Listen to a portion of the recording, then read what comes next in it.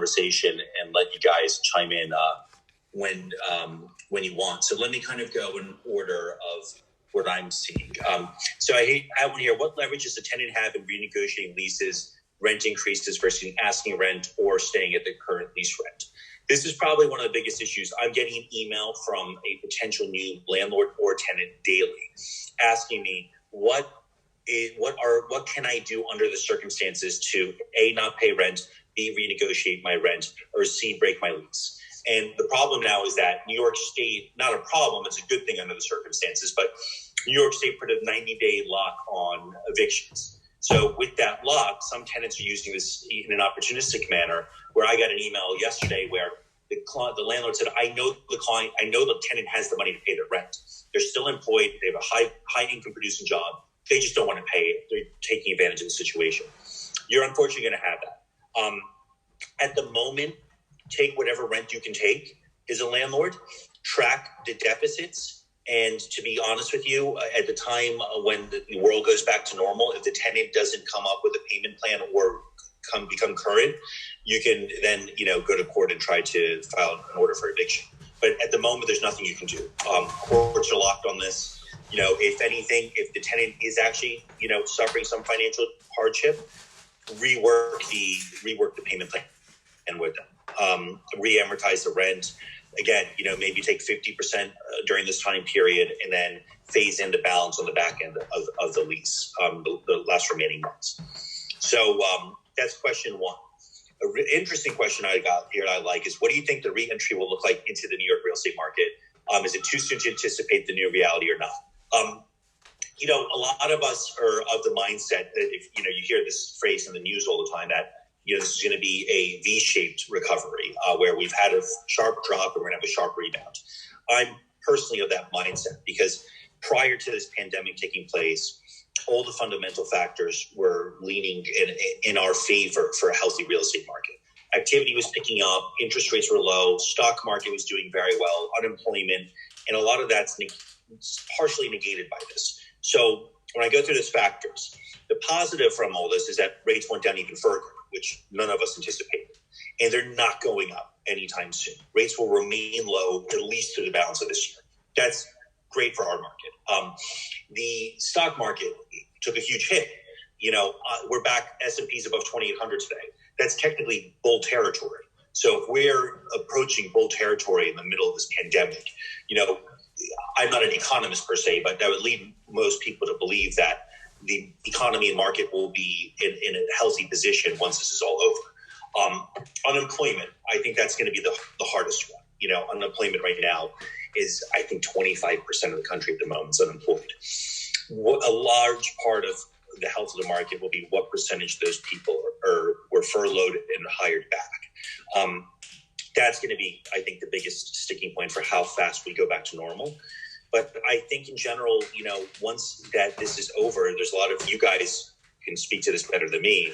I believe there'll be a lot of pent up demand for real estate, and we'll be busy again. I don't think it'll be overnight. It'll be something that takes place gradually. But I do think that we will have a sharper recovery, a quicker recovery than most of the country and than most anticipate. Another great question I have here. Sorry, stay with 1 second. Jamie, I'll answer that question in just a second about TOEs. So before talking about TOEs, one I have here is, are you seeing more transactions happen at 20% discounts? Now, when we did this session, I told you guys about a couple of our deals that were in contract or about to go in contract where we renegotiated price and terms. I never had one at that big of a discount. So I think the question is best for you guys who are currently negotiating price because we're still seeing a couple of deals come in a week, which is far below our normal weekly average. But under the circumstances, I'm happy to see any deals that come in right now. So I would actually be curious, what are you guys seeing in negotiations? Are people making offers grossly, with gross discounts such as 20%, or you haven't seen anything that extreme yet? If anyone wants to take that one, just unmute yourself and feel free to chime in. Yes, on new development, yes. So you're seeing offers made 20% less, or are you actually seeing developers accept 20% less? developers are accepted 20% less on an offer that we made on a new development that we had seen pre-corona. Oh, wow.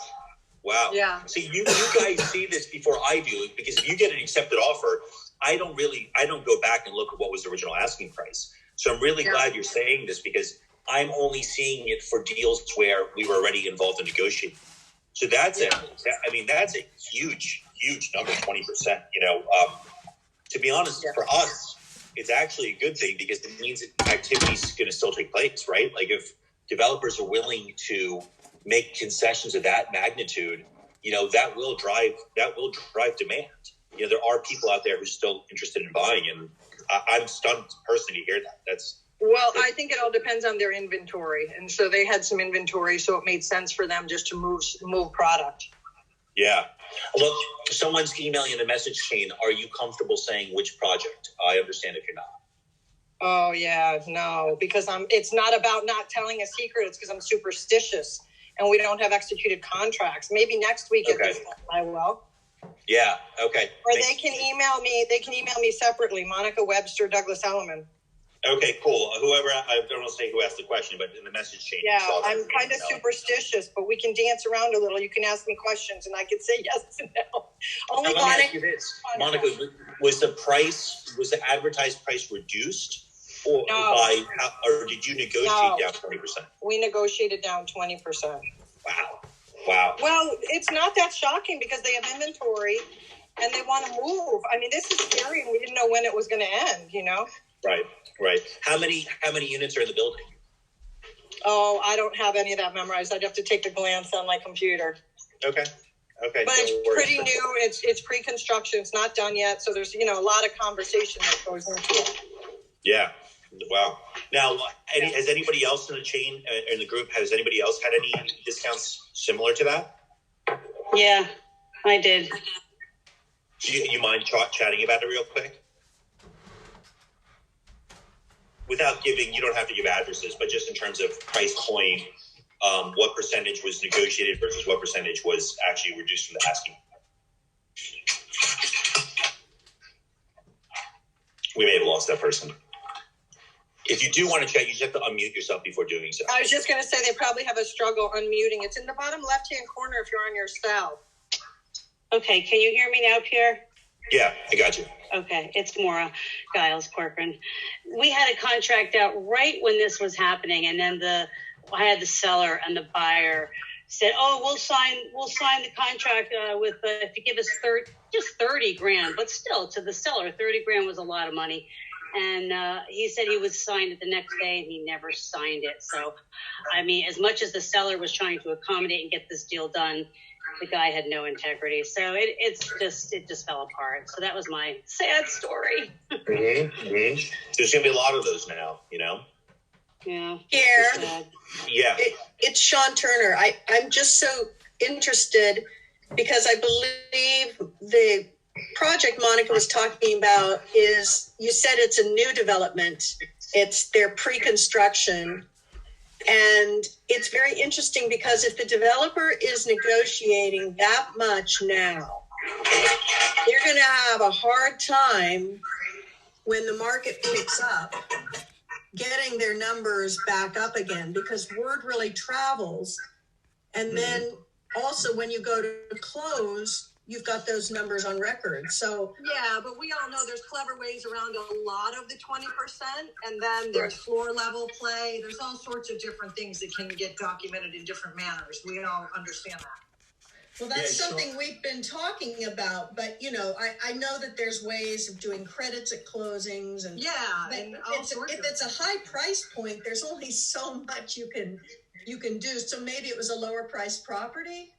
Well, the other thing is also, remember, they need revenues. I mean, so there's still the issue of the umbrella of the coronavirus going forward. People are going to have to look back. I mean, I have another $3.5 million that went down the tubes, and we're going to go back in at 30% less, and they're going to take it. It is what it is. We're at the time. It depends on the ulterior motive of the sellers, and we all know that. Wow. I mean, it is what it is. They need the revenue. They need the flow. So... yeah, you're right, and I was exactly afraid of that. But they need the money. It's up to them, not us. They could have said no. Mm-hmm. And also, Pierre, what this is indicative of as well is that when you have discounts of that magnitude, the construction lender has to actually prove them. So it's interesting that the construction lenders are already coming around to this. Like, look, we've been in this really, what's today's date? The 13th? It's really been a month we've been heavily embedded in this coronavirus issue. And for construction lenders, they're always banks are always the last to complex in any market correction.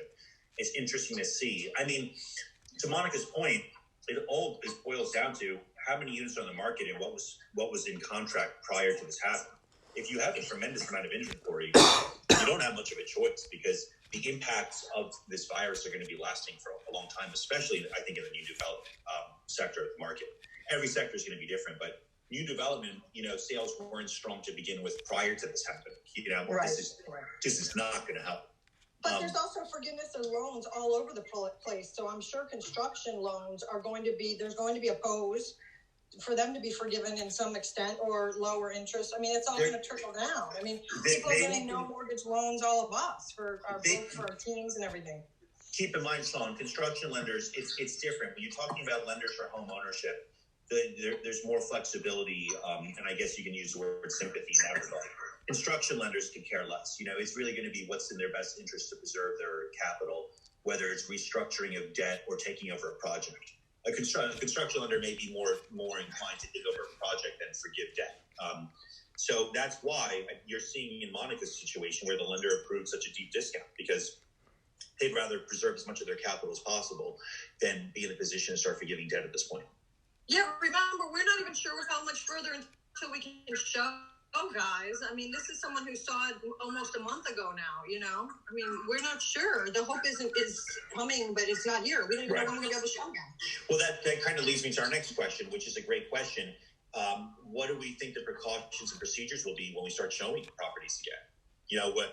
You read all these articles, there's talks about, there should be no handshakes taking place for the foreseeable future. There should be no, human contact is going to be limited for a very long period of time after this. We're not going to go back to, everybody hugs each other every time we hang out the next power hour like we typically do. And, we're not going to go back to going to sporting events or concerts or venues in a normal course of fashion. How's that going to impact you guys in showing properties? And I think we're going to have there's going to be limits in terms of how many people open houses. You're not going to have, just open the door and whoever comes in. You're going to be limits in terms of how many people come in at the same time. Virtually, I think in our world, virtual showings, I'm sure you guys are doing them now. I'd be curious to hear how productive they are. I can imagine that becomes more commonplace. I personally think we're going down the road where virtual closings are going to become the norm at some point. The concept of needing 9 people in a room to close on an apartment is going to become an obsolete concept, I think. We're working through all the kinks of that, but I think that's the road we're going down. I'd be curious, those of you guys who are doing virtual showings, how are you finding them? Are they in fact effective?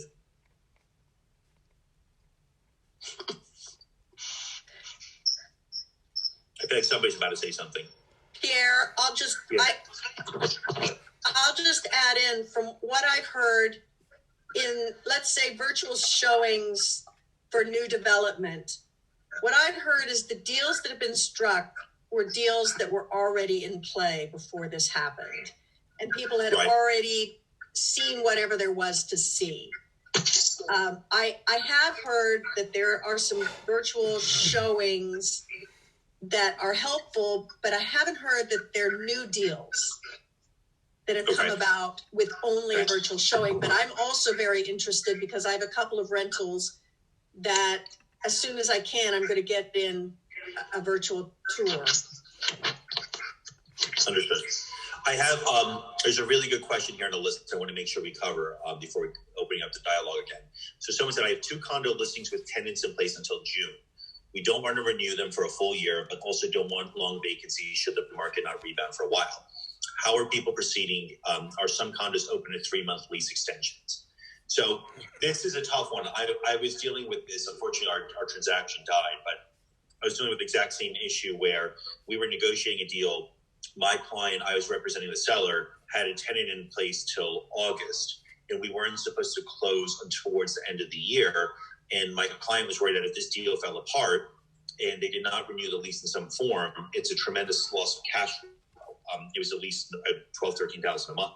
So what we were advising the client to do was not renew anything now and see how the deal proceeds. And when we get closer to the expiration, if the buyer of that deal walks away or that deal dies, then extend the lease, or maybe convert the lease to a month-to-month tenancy. Now that begs the question in terms of when is that considered a renewal where you have to notify the condo board? I think that, all managing agents and condo boards are going to have to be a little more flexible with their stringent rules. Obviously, you guys know condominiums typically have 1-year requirements for leases and renewals. I would look to be converting a lot of these upon expiration, if the tenant's willing to do it, to shorter renewals and getting the managing agent condominium to be a little more flexible. So month to month, obviously, gives you more flexibility in terms of sales if you have to deliver vacant possession, or you do it in increments of quarterly increments throughout the year, and just take it as we go. I can't imagine a condo association saying in the middle of a pandemic that if you don't renew for less than a year, the tenant has to vacate. Courts, banks, landlords all over the world, are adapting. Condo boards, aren't going to be immune from that either. So I think that's a good topic. Has anybody encountered that with any deals with issues with leases and expirations with respect to selling a property?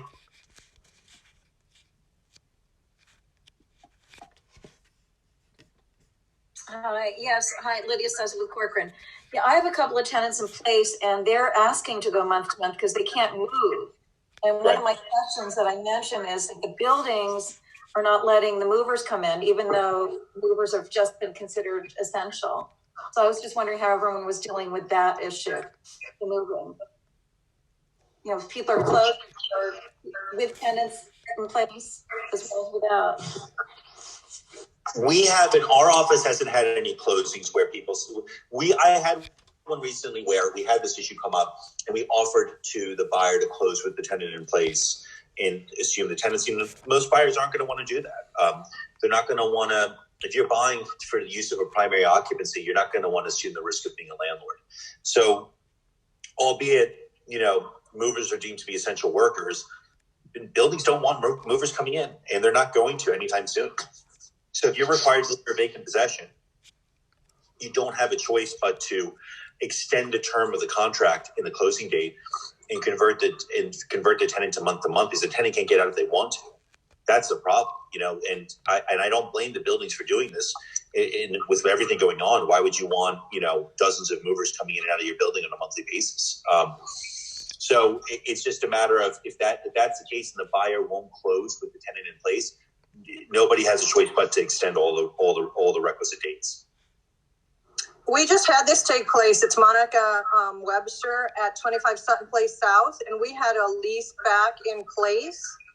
And my buyer was approved. The board didn't notice that there was a lease back in place on the co-op. When they figured it out, they wanted us to extend the approval until the 20th of April.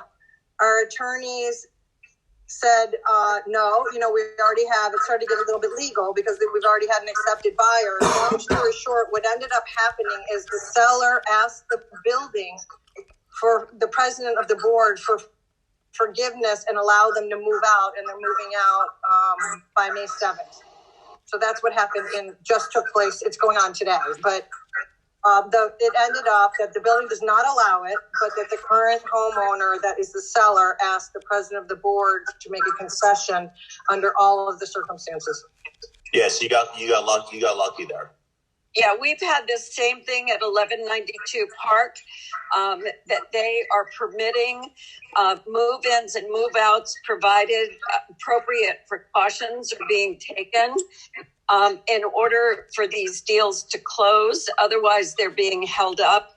So they're just asking for appropriate precautions. I'd like to ask, are people seeing co-op or condo contracts being renegotiated. We talked about new construction, but what's happening with deals that have been signed and board approved? Are they getting opened up and renegotiated? I can jump on that one unless anybody else wants to kind of talk about an example they had. I have something. I have a co-op deal that's about to close. The building, the manager just said when we asked for the clearance letter, oh, I'm not allowing any moves. But nobody knew about it. The super didn't know about it. The board didn't know about it. So he just sort of made this up. And so the seller, who is also the super, is paying for carrying costs for 2 months. And he is advising the buyer after they close to go directly to the board and appeal to them. And he believes that the board is going to grant them permission and sort of like behind the management's back. Wait, can you say that again? I don't know. I didn't follow the last part. Yeah, I even lost you a little bit there. Okay, so it's complicated in that the super was left an apartment by a member who loved him dearly. So he fixed it up and is selling it. He also works for the management company, and the management is a little bit spiteful. So when he heard that we wanted the approval letter from the co-op board, he said, oh, by the way, we're not allowing moves, which was a surprise to everyone.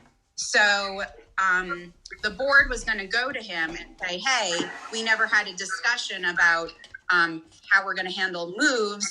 And then, the super said, you know what, he's kind of spiteful. I think it's better if we close. I'll pay month's carrying costs.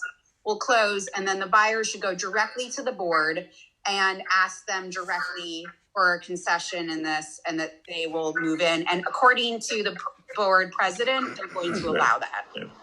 I think that's a little convoluted one to discuss because we don't have all that much time left. And that seems a little more political too amongst the relationship between shareholders and the board.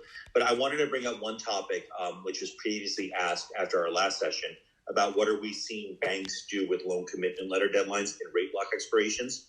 So what I'm seeing, and if you guys are seeing anything to the contrary, please let me know. If you were in the middle of a deal that got signed, before this whole mess started, and your commitment letter is expiring or your rate lock is expiring during this, most banks are doing one of two things: either giving you an automatic 30-day extension on those dates and honoring the commitment and rate, or what they're doing is they're extending it indefinitely to see how the pandemic plays out. So if it's 30 days and we're still in this position in a month from now where it's extremely difficult to conduct closings, the banks will likely even further extend it more. So they are working with the marketplace and consumers in that aspect, which is really good to see, because a big fear of ours is that if my commitment letter expires today and I can close in the next 2 to 3 weeks, I may lose my deal because the bank won't simply extend a deadline. So we are seeing that. So that's something that's for all of you guys to keep your eyes and ears open for, and also to be quite frank, to give you a little more level of comfort that our deals are more secure than we may initially think. So has anybody had any issues with banks? Has anybody been in a deal where a bank has not done what I just said?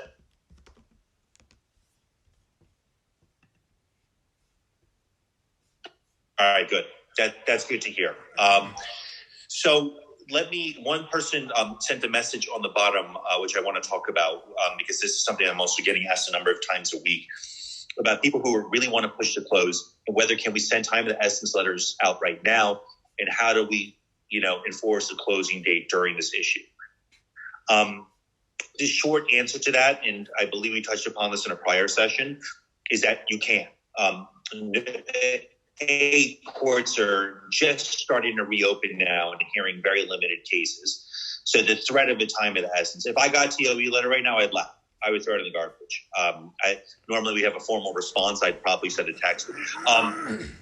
All dates right now are basically meaningless to an extent, because you cannot force a closing when managing agents aren't necessarily conducting them, where you can't deliver vacant possession, where you can't move in, move out.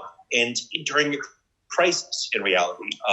People don't have a choice but to work with each other in extending these dates. If we are in a position where people are trying to offer post-closing possession periods where the seller can remain in possession, the buyer can take ownership, be transferred title, and the post-closing possession remains for as long as it takes for the normal course of business to go back to where it is in terms of being able to move out and move in, etc. So we haven't had many people, to be honest, that have taken that. I think we had one deal only since it started where the parties proceeded in that manner. But we are bringing it up as an option. The more common one is people are saying, I'm not closing till this is over because where am I going? I can't move out. And there's nothing you can do to, essentially force them to, that answers that one. How about we throw it out for one more question? Anybody else have any questions before we wrap it up? Pierre, I do have a question. Everybody's good? It's a funding clause question. It seems as though funding clauses are being added to many contracts, to almost all contracts these days. Is it really, if you're representing a seller as opposed to a buyer, I think this funding clause is really being instituted more like if you, okay, definitely. If you're representing a seller, what do you think is reasonable to permit? Because I don't think that we're going to have banks that can't fund loans like we saw in 2008. What's reasonable in your mind to permit in a contract if you're representing a seller? That's a great question. So I will tell you real quick, we are requesting that on every deal that we're representing a buyer. And I hope you're right that we don't see what 2008 looked like again, right. But who knows, right? If this continues for several months, you will have issues where banks, don't have the money to lend anymore or the appetite to lend. So it is a possible risk that we have to mitigate.